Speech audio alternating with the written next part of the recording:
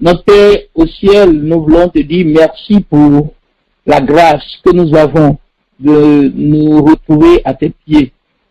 Nous prions que le Saint-Esprit souffle sur nous et que le Saint-Esprit nous ouvre l'intelligence pour que la parole que nous allons écouter puisse faire développer notre foi et que, Seigneur, cela nous amène à posséder ce que nous n'arrivions pas à posséder de par le passé au nom de Jésus. Merci parce que je sais que tu nous as exaucés, Seigneur. Au nom de Jésus, nous avons prié. Amen. Je lis dans Jean chapitre 3, le verset 14. Jean chapitre 3, verset 14. Et comme Moïse éleva le serpent dans le désert, il faut de même que le Fils de l'homme soit élevé, afin que quiconque croit en lui ait la vie éternelle. Car Dieu a tant qu'il a donné son Fils unique, afin que quiconque croit en lui ne périsse point, mais qu'il ait la vie éternelle. Vous êtes sans savoir que nous entamons aujourd'hui la semaine pascale, semaine au cours de laquelle le monde entier commémore la mort, l'ensevelissement et la résurrection de notre Seigneur Jésus-Christ. Cette mort ignoble, honteuse de notre Seigneur Jésus-Christ à la croix est très significative dans le plan de Dieu pour l'humanité. C'est pourquoi ce soir, je vais titrer mon message « La suffisance de la croix ». La suffisance de la croix. Dans le verset 14 de Jean chapitre 3, la Bible dit « Et comme Moïse éleva le serpent dans le désert, il faut de même que le Fils de l'homme soit élevé. » Pourquoi une référence à quelque chose qui s'est passé des centaines d'années avant l'arrivée de Jésus? Pourquoi cette référence à ce qui s'est passé dans le désert?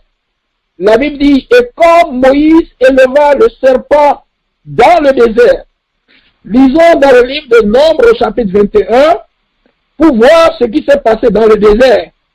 Et nous comprendrons pourquoi Dieu fait le rapprochement avec cet incident. Nombres, chapitre 21, lisez avec moi à partir du verset 4. Je lirai du verset 4 au verset 9. Ils partirent de la montagne de Hor par le chemin de la mer Rouge pour contourner le pays d'Édom. Le peuple s'impatienta en route et parla contre Dieu et contre Moïse. Pourquoi nous avez-vous fait monter hors d'Égypte pour que nous mourions dans le désert?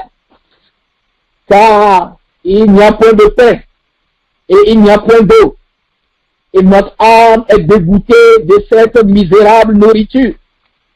Alors l'Éternel envoya contre le peuple des serpents brûlants. Ils mordirent le peuple et il mourut beaucoup de gens en Israël. Le peuple vint à Moïse et dit, nous avons péché, car nous avons parlé contre l'Éternel et contre toi. Prie l'Éternel afin qu'il s'éloigne de nous, afin qu'il éloigne de nous ces serpents. Moïse pria pour le peuple. L'Éternel dit à Moïse, fais-toi un serpent brûlant et place-le sur une perche. Quiconque aura été mordu et le regardera, conservera la vie. Moïse fit un serpent d'airain et le plaça sur une perche. Et quiconque avait été mordu par un serpent et regardait le serpent d'airain conservait la vie. Amen. Dans ce passage, nous voyons Dieu envoyer contre le peuple des serpents brûlants parce que le peuple avait péché contre lui. Et pendant que les serpents les mordaient, ils ont réalisé leur péché, ils sont venus à Moïse demander pardon, et Moïse a prié pour eux. Et Dieu a trouvé une solution à leur problème. Dieu a dit, Moïse, tu vas élever un serpent, et quiconque lèvera la tête pour regarder ce serpent d'arrêt va être sauvé. Et quand Jésus est venu, il a fait cette même déclaration, il dit, tout comme ça s'est passé au temps de Moïse, et qu'il a fallu qu'un serpent d'airain soit élevé pour que les gens soient sauvés, pour que les gens trouvent la vie, je serai élevé, je vais mourir sur le bois, et quiconque va courir en moi ne périra plus, mais il trouvera la vie.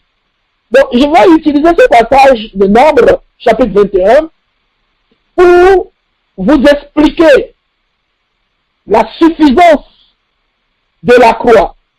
Expliquer ce que la mort de Christ que nous commémorons a fait pour nous et ce que ça peut faire pour quiconque croira en cette mort. Numéro 1, je vais parler de la ruine causée par le péché. Numéro 2, je vais parler de la reconnaissance du péché. Et numéro 3, je vais parler du remède au péché. Dans le verset 5, la Bible dit, le peuple parla contre Dieu et contre Moïse. Nombre 21, verset 5. Le peuple parla contre Dieu et contre Moïse. Et il dit, pourquoi nous avez-vous fait monter hors d'Égypte pour que nous mourions dans le désert? Car il n'y a point de pain, et il n'y a point d'eau, et notre âme est dégoûtée de cette misérable nourriture. Le peuple a ouvert la bouche, et ils ont fait sortir des paroles. La Bible dit, ils ont parlé contre Dieu, ils ont parlé contre Moïse, ils ont péché contre Dieu et contre Moïse. Et verset 6, l'Éternel envoya contre le peuple des serpents brûlants. Si je te posais la question, pourquoi l'Éternel a envoyé contre le peuple des serpents brûlants? Tu me diras clairement, parce qu'ils ont péché. Ils ont fait des déclarations qu'ils ne devaient pas faire. Ils ont mal utilisé leur bouche. Ils ont péché contre Dieu. Et Dieu a envoyé des serpents pour les brûler. Et ces serpents les mordirent. Et les gens commençaient à mourir. Mais si je posais cette question aux scientifiques, ils vont parler de pandémie. Ils vont parler d'épidémie. Ils trouveront des raisons, sauf la vraie raison.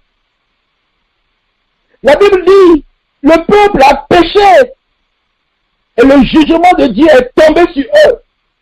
Dieu punit toujours le péché. Dieu châtie le péché. C'est pourquoi il a envoyé les serpents brûlants. Et ces serpents mordirent le peuple. Et les gens sont arrivés même à perdre leur vie.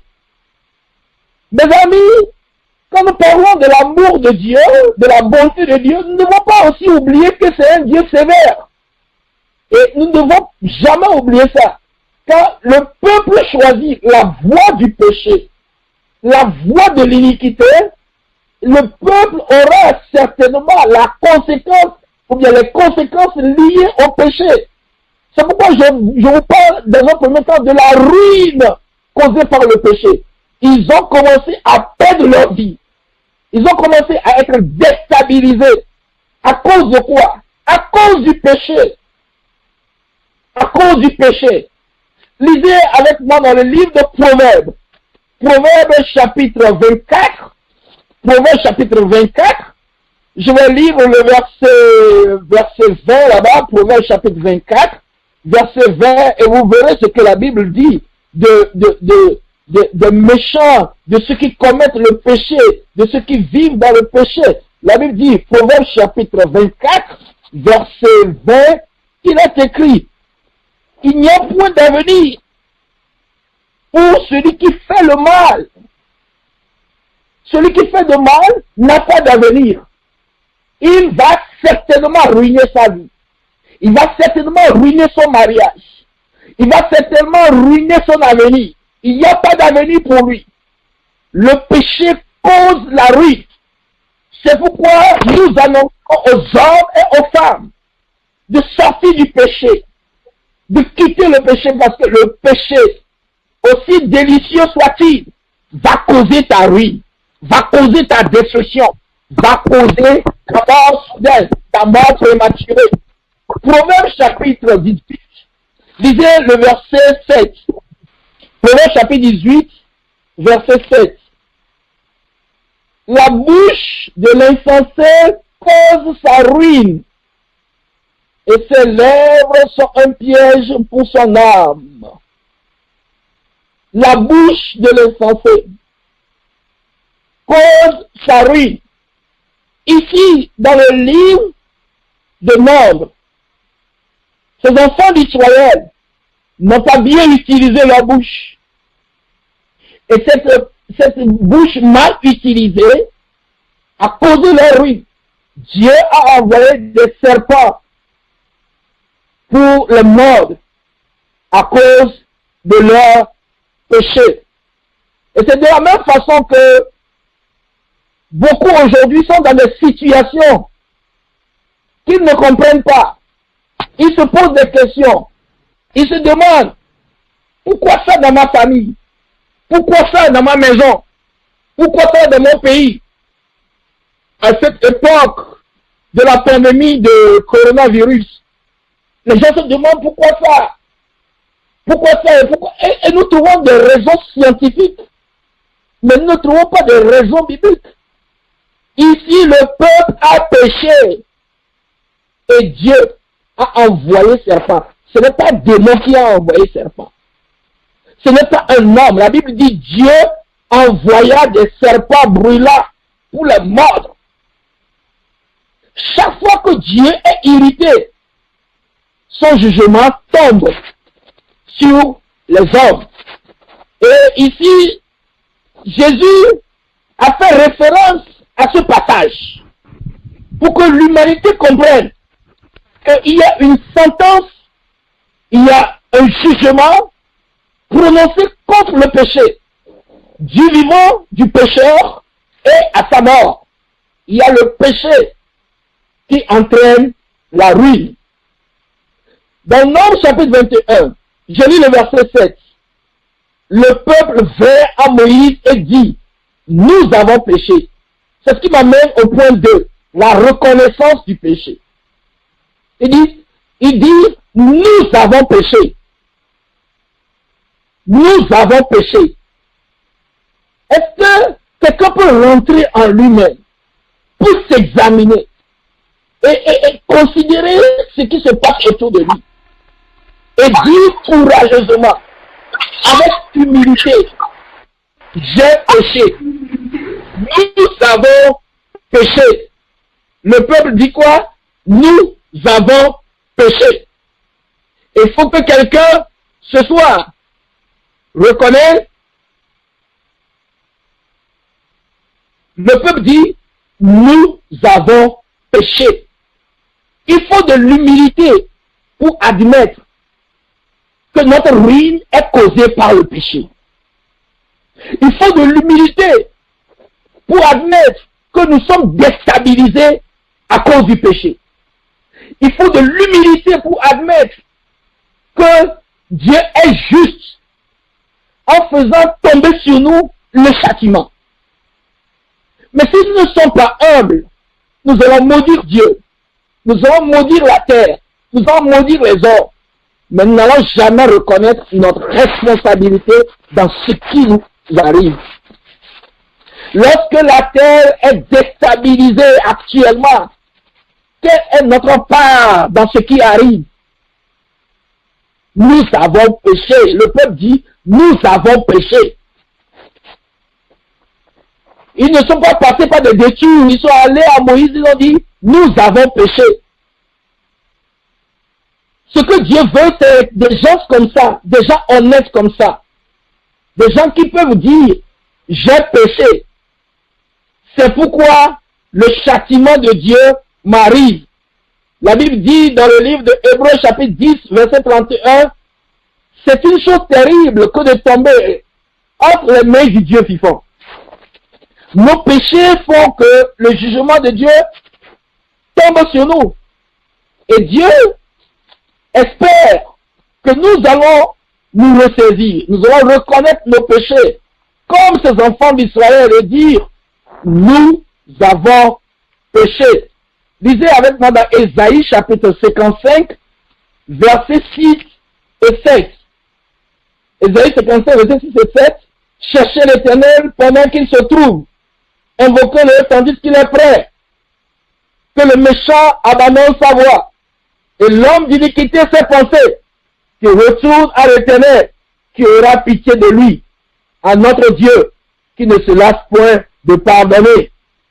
Ici, ce que Dieu veut, c'est que quelqu'un admette qu'il a péché, qu'il abandonne sa voie et qu'il revienne à l'Éternel. Et quand il a fait tomber le jugement sur les enfants d'Israël, les enfants d'Israël ont reconnu leur péché. Je retourne dans Nom chapitre 21, le verset 7. Le peuple vint à Moïse et dit, nous avons péché, car nous avons parlé contre l'Éternel et contre toi. Prie l'Éternel afin qu'il éloigne de nous ces serpents. Moïse pria pour le peuple. Verset 8.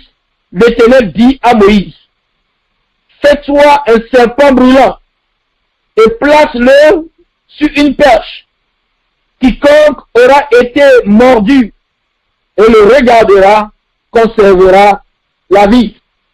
Ils sont allés à Moïse et ils ont dit, nous avons péché. Et quand ils ont reconnu leur péché, Dieu leur a trouvé un remède. C'est ce qui m'amène au point 3. Le remède au péché.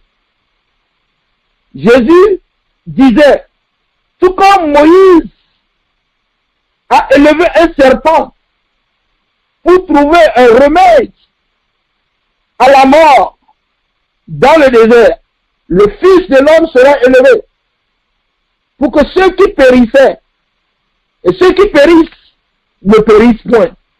Je prie pour quelqu'un ce soir qu'il reconnaisse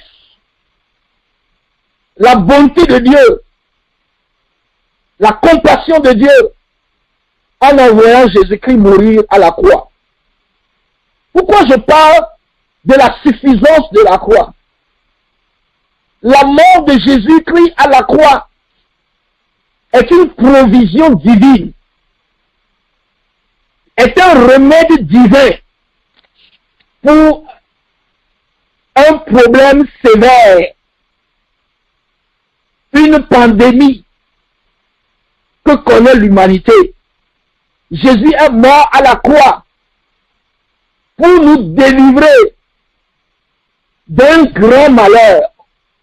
Tout comme les enfants d'Israël mouraient à cause du péché, Jésus est mort pour que ce que nos bouches nous ont causé, ce que la bouche de nos grands-pères nous ont causé, ce que nous-mêmes, nous nous sommes attirés comme malheur et malédiction, Jésus est mort à la croix pour qu'il y ait une solution pour ces problèmes. Il est mort à la croix pour apaiser Dieu. Il est mort à la croix afin que nous ne mourions plus. Il est mort à la croix pour qu'il y ait un remède au fléau qui nous frappe. Je veux te dire, je ne sais pas ce qui arrive dans ta vie personnelle. Quelle ruine tu as. Je ne le sais pas, mais ce que je veux te dire, Dieu a le remède à nos problèmes. Et il n'y a rien qui satisfait Dieu, qui peut nous arracher de la main de Dieu, si ce n'est son propre remède. Jésus est la solution que Dieu a donnée pour nous délivrer de notre ruine. Cette mort de Jésus à la croix suffit pour apaiser Dieu et nous délivrer de nos péchés et des conséquences de nos péchés. Je retourne dans Jean chapitre 3, le verset 14, d'où je suis parti. Il dit, Jean 3, verset 14, et comme Moïse éleva le serpent dans le désert, il faut de même que le Fils de l'homme soit élevé, afin que quiconque croit en lui ait la vie éternelle. Dieu a tant aimé le monde qu'il a donné son Fils unique, afin que quiconque croit en lui ne périsse point. Tu ne périras pas, ma soeur.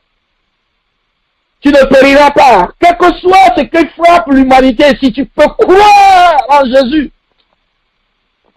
cette mort de Jésus suffit pour te délivrer de la mort. Il dit, Jésus est élevé à la croix pour que quiconque peut croire en lui échappe au châtiment. C'est Dieu même qui punissait le peuple.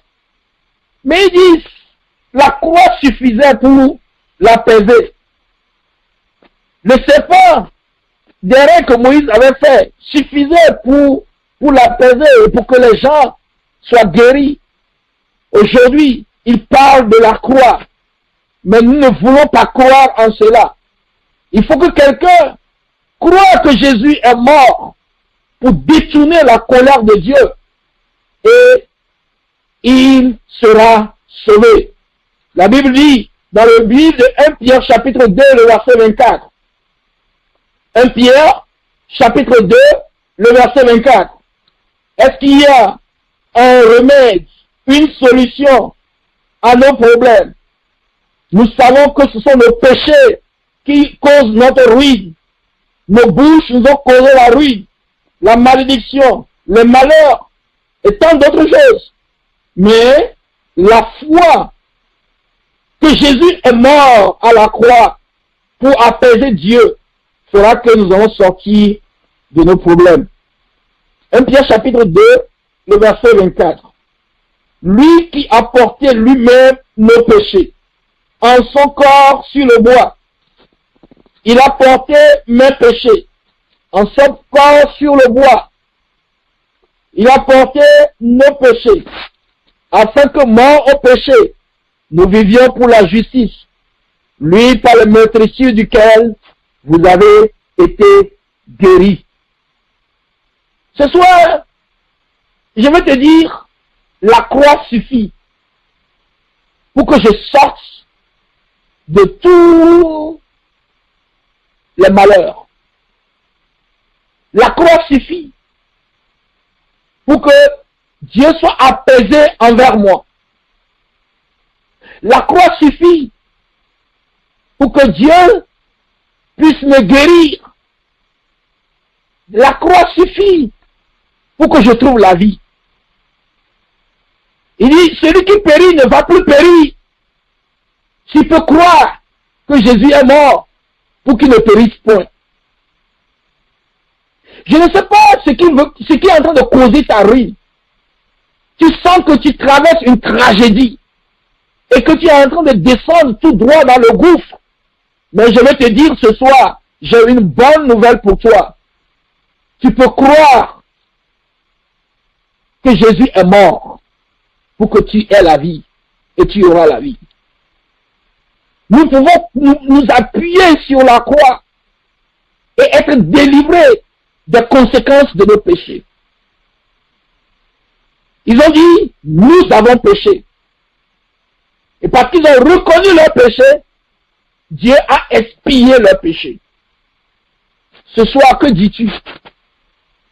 Quand nous traversons cette calamité, que dis-tu? Que disons-nous? Ceux-ci ont dit courageusement, nous avons péché. C'est nos péchés qui nous ont amené ça.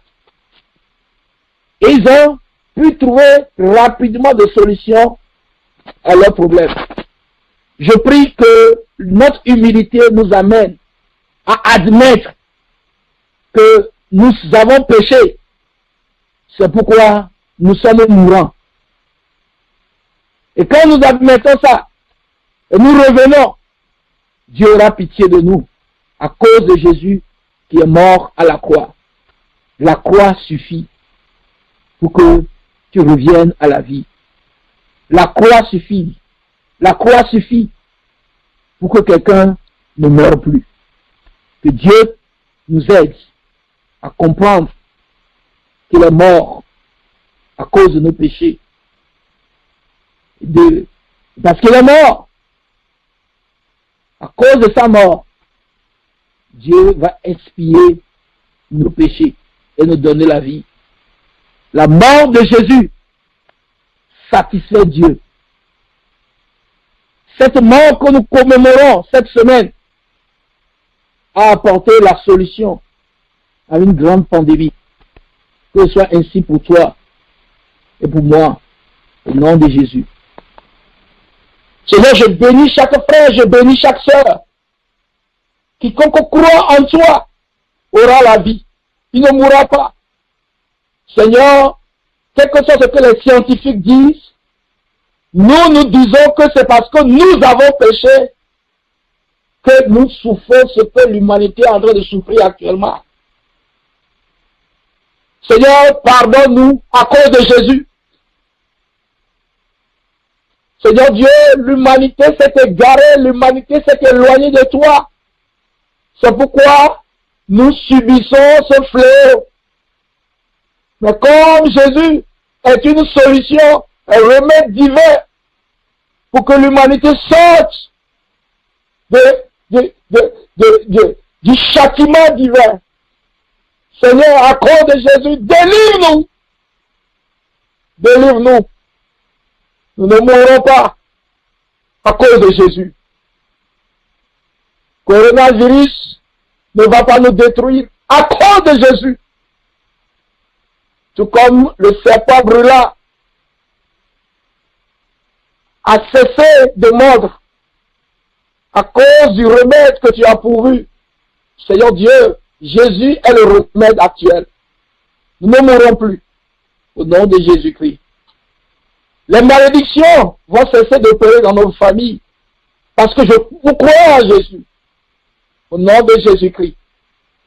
C'est fini l'échec. Au nom de Jésus-Christ. Rabu Santa la Bushinda la Baba. Ma Santa la Baba.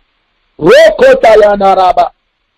Quel que soit ce que vous subissez dans votre famille à cause des péchés ancestraux, ce soir, la mort de Jésus te délivre. Parce que tu crois en cette mort. Tu sortiras au nom de Jésus-Christ. Ainsi soit-il. Nous vivrons à cause de Jésus. Merci Seigneur. Dans le nom de Jésus, j'ai prié. Amen.